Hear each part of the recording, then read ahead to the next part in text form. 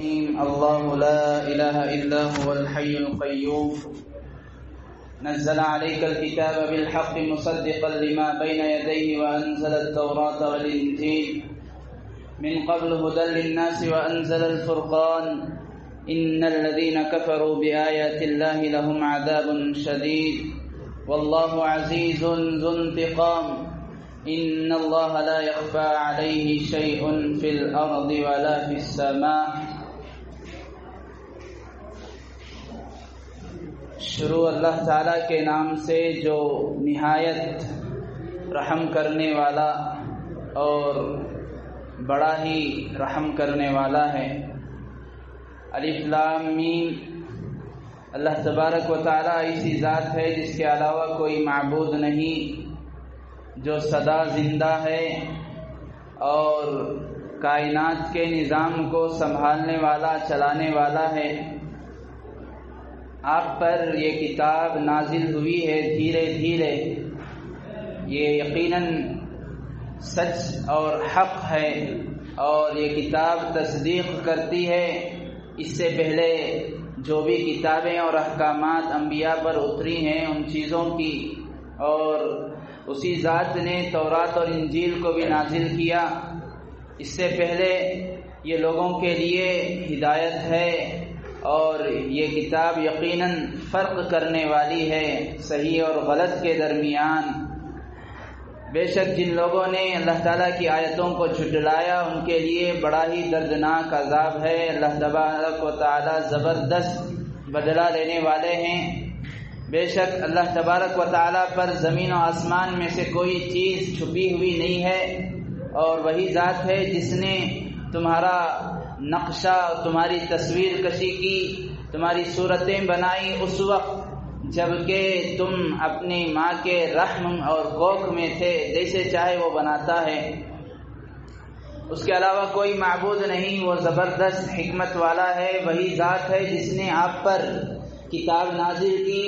اس کتاب میں سے بعض آیتیں ایسی ہیں جو بالکل واضح ہیں، بالکل فیصلہ کن ہیں، اور یہی ام الکتاب ہیں، یہی کتاب کی جڑ اور بنیاد ہیں. اور بعض آیتیں ایسی ہیں جو مبہم ہیں. بے شک وہ لوگ جن لوگوں کے دلوں میں کجی اور ٹیڑھا پن ہے، وہ لوگ اتباع کرتے ہیں، پیچھے پڑے رہتے ہیں ان آیتوں کی جو کہ متشابہ اور مبہم ہیں، فتنے کو تلاش کرتے ہوئے اور اس کی تعویل کے پیچھے لگے رہتے ہیں. جبکہ بعض آیتیں جو متشابہ ہیں ان کی تعویل سوائے اللہ کے کوئی نہیں جانتا. اور وہ لوگ جو علم میں پختہ اور مضبوط ہیں وہ بھی کہتے ہیں کہ ہم ان آیتوں پر ایمان لائے، یہ سارے کے سارے ہمارے رب کی جانب سے ہیں، اور نصیحت حاصل نہیں کرتے مگر عقل مند. اے ہمارے رب، ہمیں ہدایت دینے کے بعد آپ ہمارے دلوں کو ٹیڑھا مت کر دیجئے، ہمیں اپنی جانب سے خصوصی رحمت عطا فرمائیے.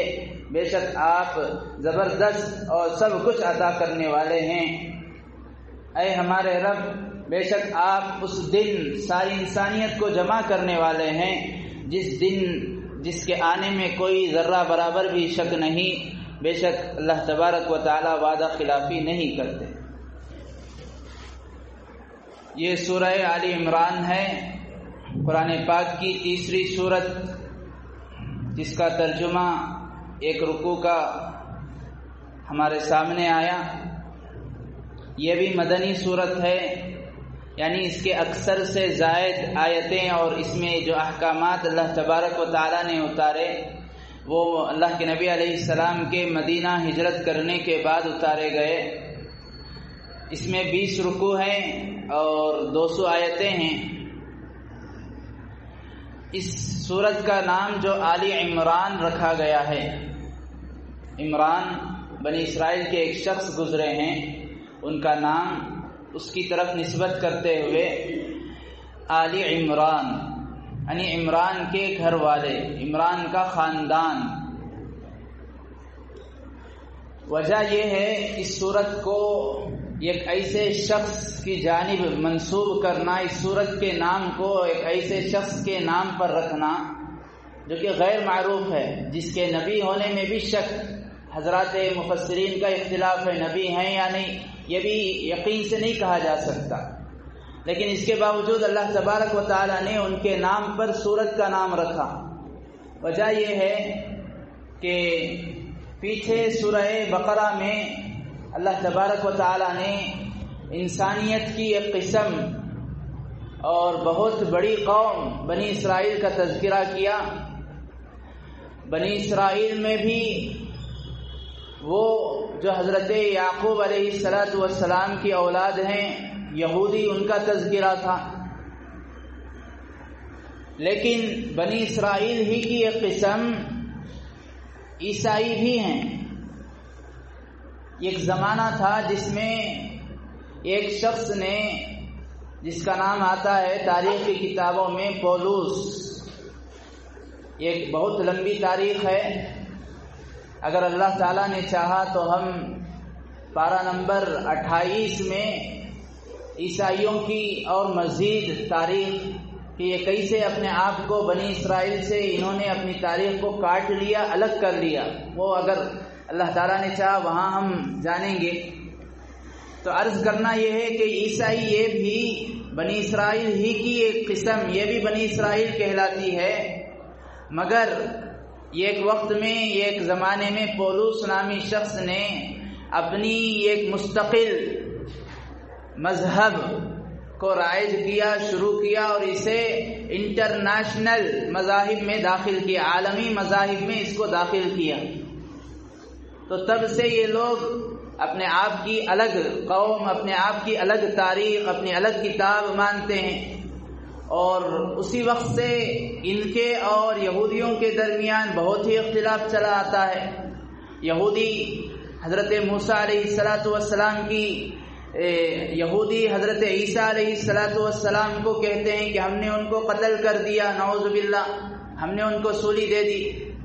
اور عیسائی یہ بھی خود کہتے ہیں کہ ان میں جو صحیح لوگ ہیں، ان میں بھی بہت سارے فرقے بنے آگے چل کر۔ حضرت عیسیٰ علیہ السلام جب اللہ تعالیٰ نے ان کو آسمان پر اٹھا لیا زندہ، تو بعد میں چل کر جو لوگ حواری تھے، جو ایمان والے تھے، جن لوگوں نے حضرت عیسیٰ علیہ السلام پر ایمان لایا تھا، جو حق پرست تھے، وہ لوگ تو جانتے تھے حضرت عیسیٰ علیہ السلام زندہ اٹھا لیے گئے، حضرت عیسیٰ علیہ السلام محفوظ ہو گئے، لیکن ان میں بھی بعض لوگ آگے چل کر ان کا دل اطمینان پر نہیں رہا، ان کے دل میں کئی طرح کے وساوس، کئی طرح کے اشکالات کے شکار ہو گئے ان کے دل۔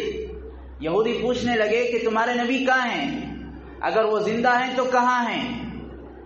اگر وہ نہیں ہیں تو یہی ہے جسے ہم نے سولی دی ہے۔ لیکن پھر خود یہودی بھی آپس میں آگے چل کر آپس میں اعتراض کرنے لگے کہ ہماری جماعت جو حضرت عیسیٰ کو قتل کرنے کے لیے آئی تھی، اتنے لوگوں کی جماعت تھی، ایک شخص اس میں کم ہے، وہ کہاں ہے؟ اگر وہ یہی شخص ہے تو حضرت عیسیٰ کہاں ہے؟ اگر یہ حضرت عیسیٰ ہیں تو وہ شخص کہاں ہے؟ اسی لیے قرآن پاک نے کہا ایک ایسا معاملہ اللہ تبارک و تعالیٰ نے ان کے درمیان خود انہیں آپس میں الجھا دیا کہ وہ معاملہ ان پر مشتبہ ہو گیا، کسی ایک چیز پر وہ مطمئن نہیں رہے، کسی ایک چیز کا فیصلہ وہ نہیں لے سکے، چاہے یہودی ہو چاہے عیسائی ہو، اور یہی چیز لے کر وہ آپس میں جھگڑنے لگے، اور جھگڑا یہاں تک بڑھا کہ اپنے آپ کو حق، دوسرے کو ناحق کہنے لگے۔ یہودی کہنے لگے ہم حق ہیں، ہم رحمان کے بندے ہیں، ہم جنت کے ٹھیکیدار ہیں، تم جہنمی ہو۔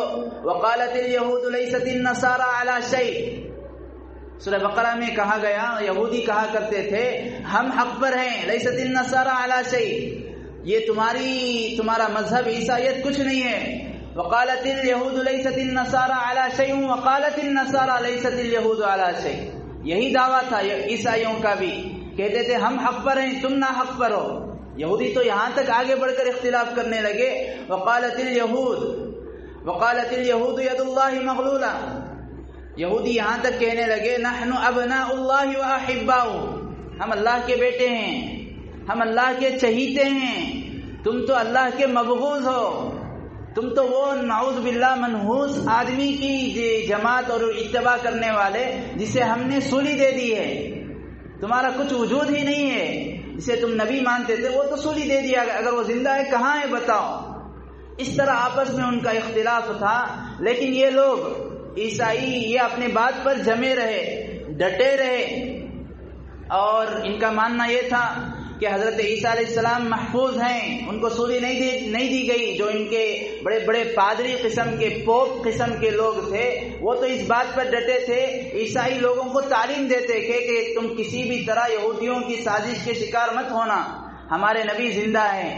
لیکن یہ بات تو ہم بھی مانتے، یہ بات تو اسلام بھی کہتا ہے۔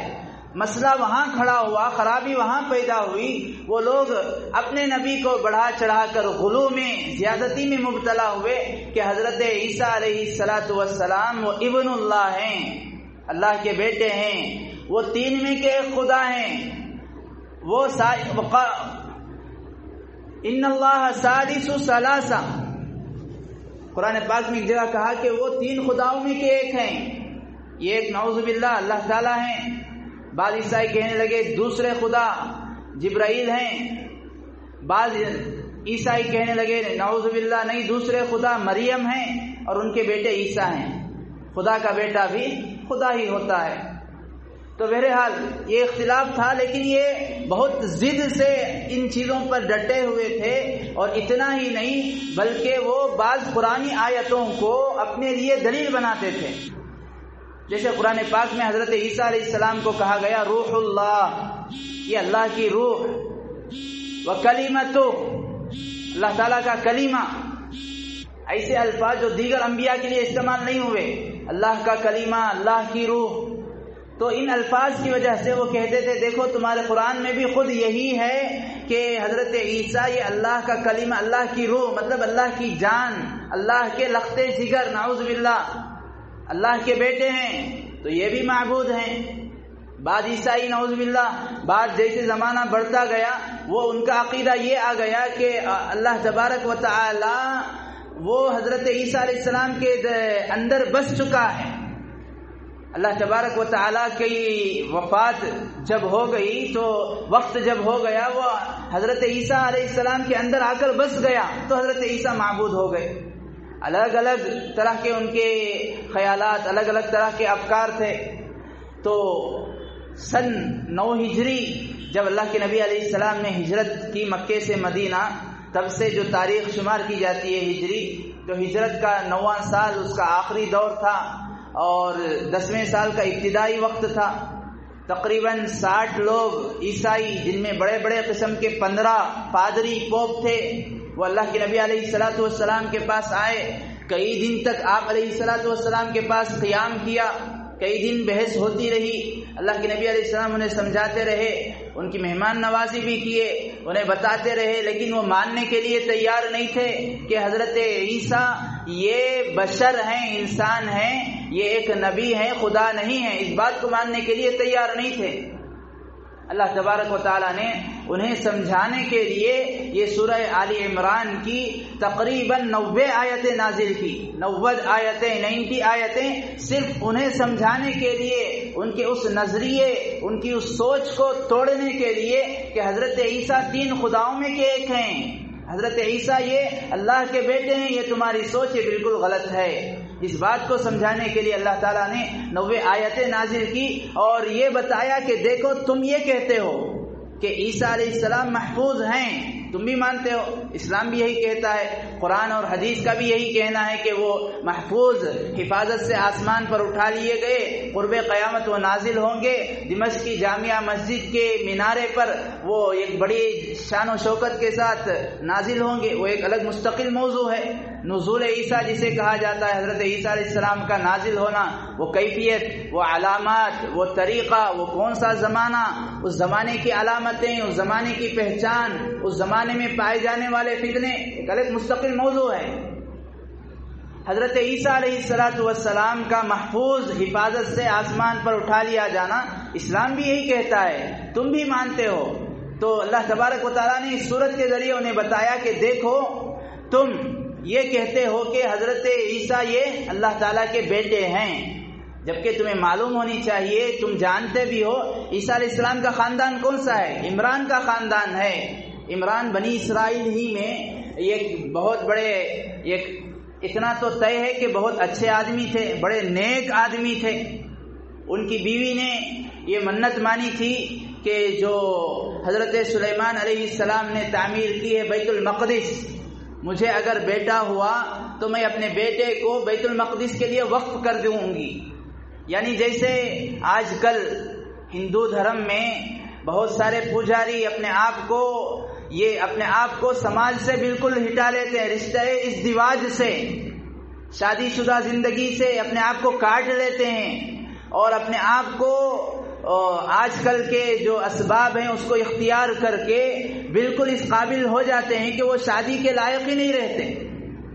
اپنے آپ کو اتنا اعلیٰ قسم کا وہ پادری سمجھتے ہیں، پجاری سمجھتے ہیں کہ اب ہمارا تعلق یہ زندگی اور بیوی بچوں سے، ان سے کچھ بھی نہیں ہے، بس ہم بھگوان کے بھکت ہیں، جیسے ان کے یہاں سوچ ہے۔ اسی طرح ان کے یہاں اس وقت یہ منت مانی جاتی تھی، ان کے مذہب میں جائز تھا کہ اپنے بچوں کو بیت المقدس کے حوالے کر دیتے، وہیں پلتے، وہیں بڑھتے، بڑے ہونے کے بعد اسی کی حفاظت، وہیں پر ان کی خدمت، عبادت ہوتی تھی۔ بڑی منت سماجت کے بعد عمران کی بیوی کو یعنی عمران کو بیٹا نہیں ہوا، ہوئی بیٹی۔ بڑا افسوس ظاہر کرنے لگے کہ ہم نے تو منت مانی تھی کہ بیٹا ہوتا تو ہم بیت المقدس کے لیے وقف کر دیتے کہ وہیں پر وہ پڑا رہتا، وہیں پر اس کی خدمت کرتا، لیکن بیٹی ہوئی تو اللہ تعالیٰ نے ان کو اور ان کے اہلیہ کو، ان کے دل میں، اہلیہ عمران کو ان کے دل میں یہ بات ڈالی کہ بسا اوقات ایسا ہوتا ہے کہ بیٹیاں وہ کام کر دکھاتی ہیں جو بیٹے نہیں کر سکتے۔ قرآن پاک کی آیتوں کا مضمون ہے۔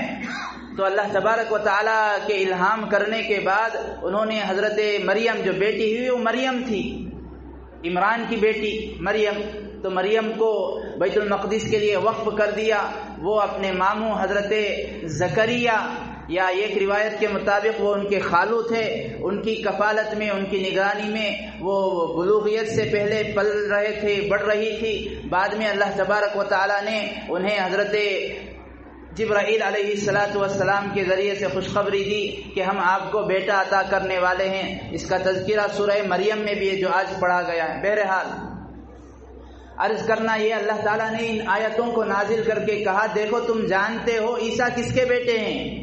مریم کے بیٹے ہیں۔ اور مریم کس کی بیٹی ہیں؟ عمران کے بیٹے ہیں۔ تو عیسیٰ وہ ابن اللہ کیسے ہو سکتے ہیں؟ اللہ کے بیٹے کیسے ہو سکتے ہیں؟ جبکہ ان کا خاندان ہے موجود، مشہور ہے، آل عمران کہا جاتا ہے، تو تم ان کو اللہ کے بیٹے کیسے کہہ سکتے ہو؟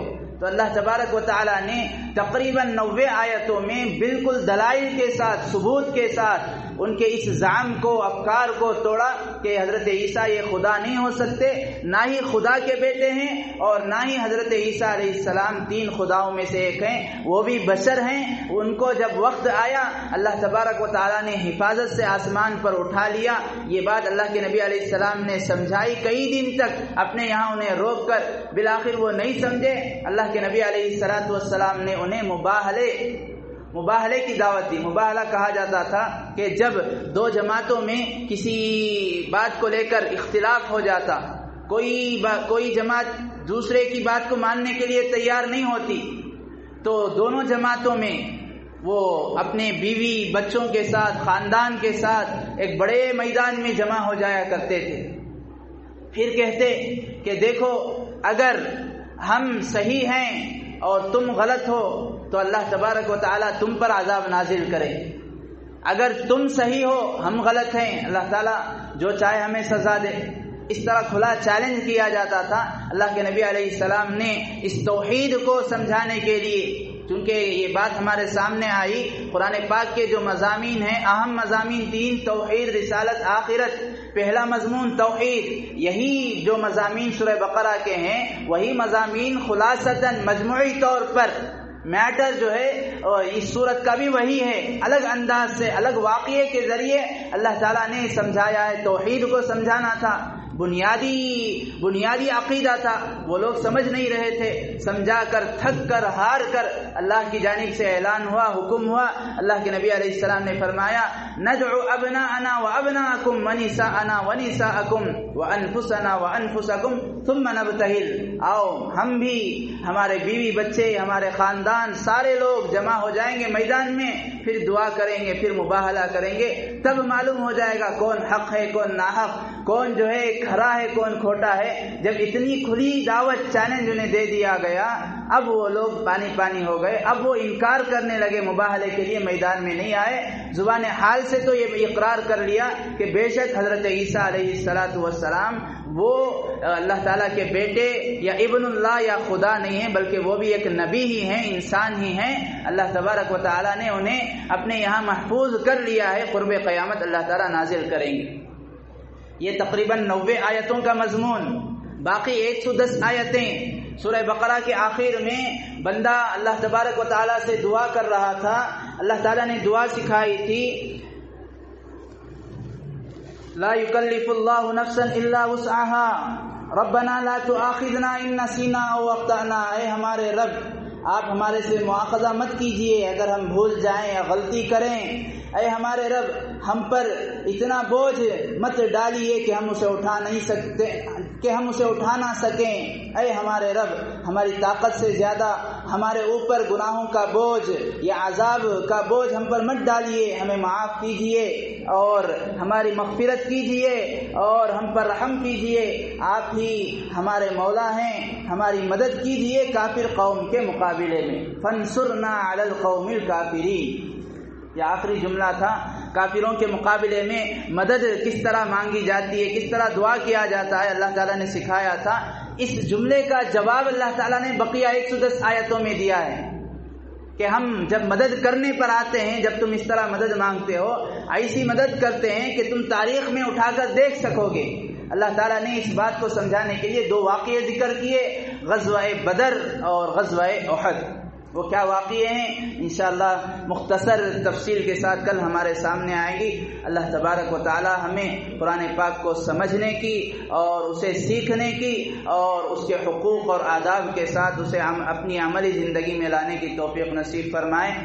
آج کے 2 سوال ہیں۔ ایک سوال یہ ہے کہ روزے کی نیت، رمضان میں روزے کی نیت کب کرنی چاہیے اور کیا نیت کرنا ضروری ہے؟ یہ سوال ایک صاحب نے پوچھا۔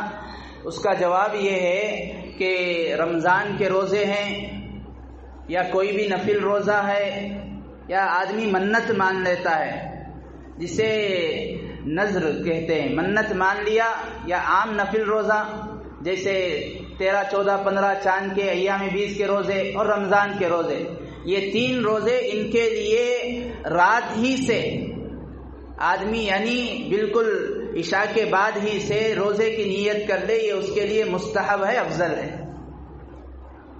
اگر نہیں کر سکتا، گنجائش تو اسے یہاں تک دی گئی ہے کہ وہ نصف نہار تک نیت کر سکتا ہے روزے کی۔ نصف نہار مطلب صبح صادق سے لے کر غروب تک کتنے گھنٹے ہوتے ہیں؟ مثال کے طور پر 12-13 گھنٹے ہو رہے ہیں۔ صبح صادق فجر کا وقت جب شروع ہوتا ہے تب سے لے کر مغرب کے وقت تک اگر 12 گھنٹے ہو رہے ہیں پورے مجموعی طور پر، تو 6 گھنٹوں کے اندر تک، فجر کے وقت سے لے کر 6-6.5 گھنٹوں کے اندر تک وہ روزے کی نیت کر سکتا ہے۔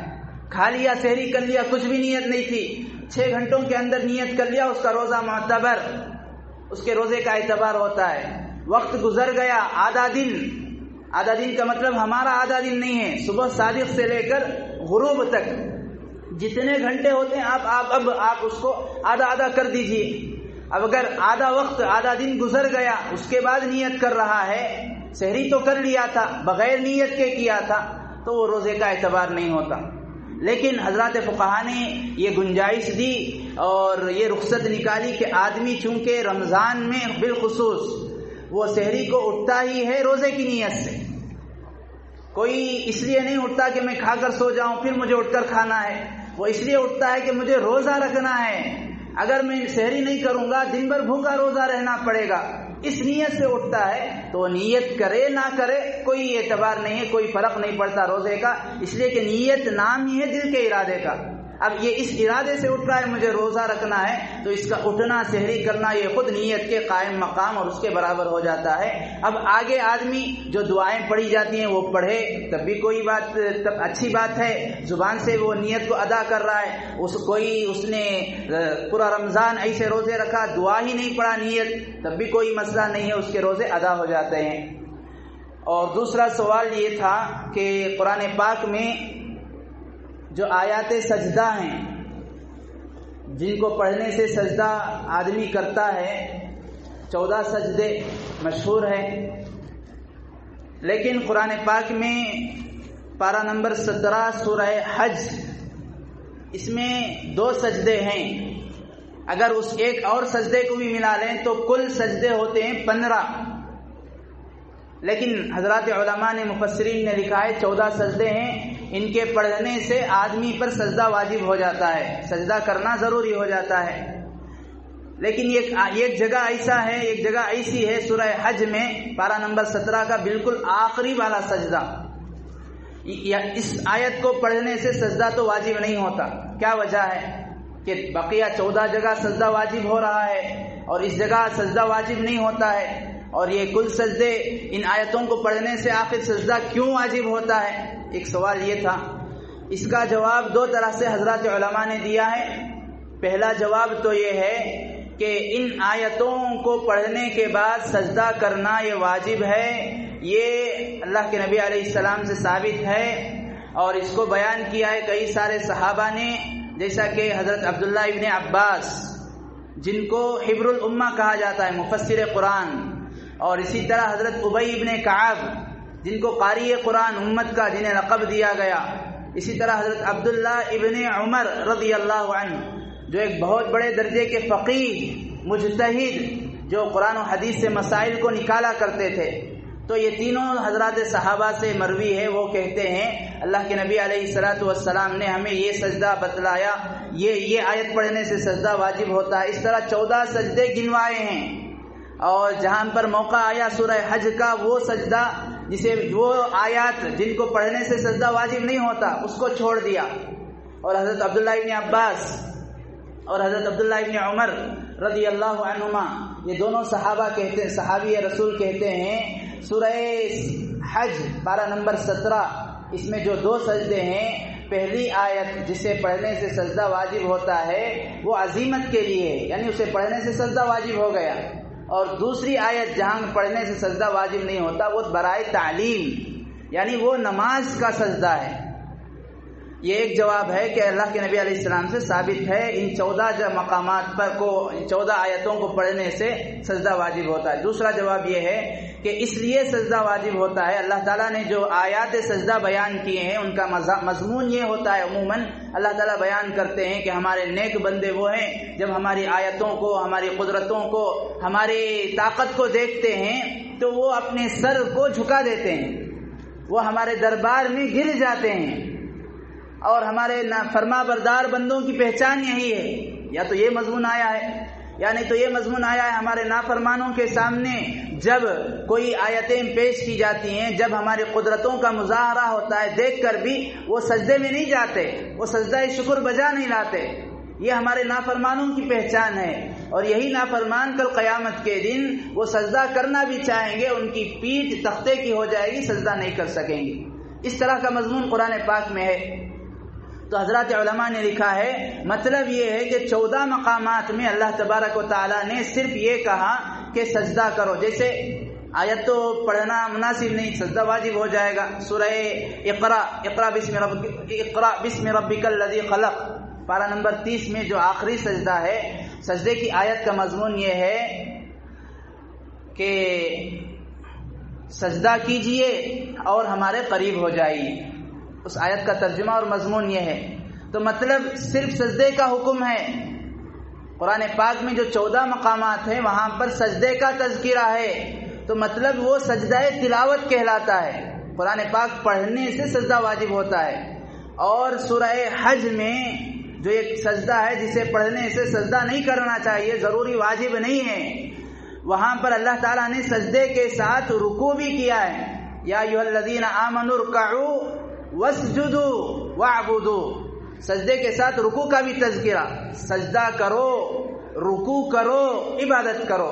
مطلب حضرات مفسرین علماء نے اور حضرات علماء احناف نے لکھا ہے مطلب یہ ہے کہ جہاں پر سجدے کے ساتھ رکوع کا تذکرہ آیا ہے وہ سجدہ تلاوت نہیں ہے، وہ نماز کا سجدہ ہے، وہاں پر نماز پڑھنا مراد ہے، سجدہ کرو مطلب نماز پڑھو۔ تو لہذا 14 سجدے ہیں قرآن پاک میں، مطلب یہ اس لیے حکم دیا گیا ہے کہ وہاں پر خالص سجدے کا حکم ہے۔ اور قرآن پاک میں کئی جگہ ایسا ہے اللہ تعالیٰ نے رکوع سجدے کا تذکرہ ایک ساتھ کیا، وہ سجدہ تلاوت نہیں ہے، وہ تو نماز والا سجدہ ہے۔ اللہ تبارک و تعالیٰ سمجھنے کی اور قرآن پاک کو، قرآن و حدیث کو سمجھ کر اپنی عبادتوں کو صحیح اور درست کرنے کی توفیق نصیب فرمائے۔